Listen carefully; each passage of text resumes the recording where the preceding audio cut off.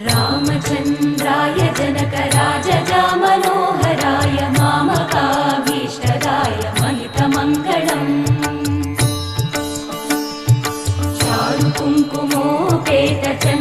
चारुकुङ्कुमोपेतचन्दनानुचर्चिताय हारकटकशोभिताय भूरिमङ्गलम् विमलरूपाय विविधवेदान्तवेद्याय सुजनचित्तकामिताय सुभगमङ्गलम्